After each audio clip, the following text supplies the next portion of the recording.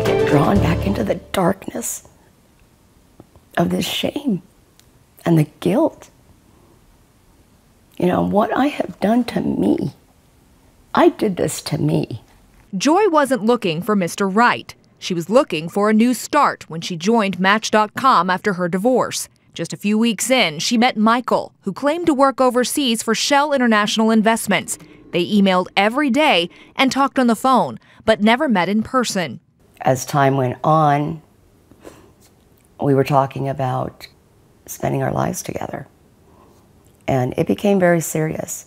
So serious that when Michael asked Joy for a loan to complete an overseas transaction, she says she wired him $350,000 from her divorce settlement. Joy realized too late it was all a scam. Shock. I was in shock. I couldn't believe that this was happening to me.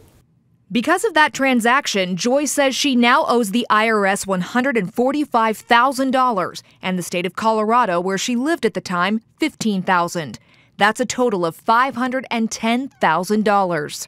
I made a big mistake, and it's cost me dearly.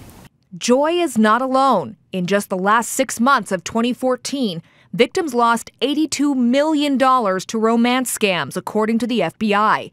But how are these scams so successful? Our emotions can overwhelm our logical thought processes. Dr. John Stapert is a clinical psychologist in Phoenix. He says our emotions can put us at risk in the search for love, and the risks are multiplied when meeting people online.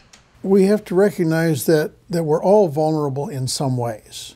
And this vulnerability for a match with another person gets almost at the core of who we are. Vulnerability plus an emotional connection leads to trust. Manipulating their fears or their needs or their wants and taking advantage of them. Security experts warn that it's not enough to install the latest virus protection.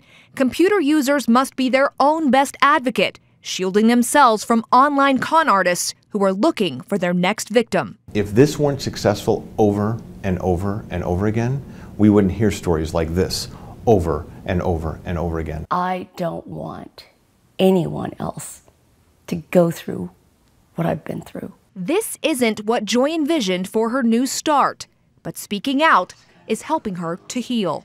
I want to move forward. I want this behind me. Life is going to be good again. I don't know how, but it will. The folks at Match.com know these scammers will sometimes slip through their security protocols. That's just a fact. But that's why every email within Match.com comes with a reminder at the bottom to watch out for these schemes. Like you just heard, we each have to be our own best advocate. It really is the most important security measure we could have in place online.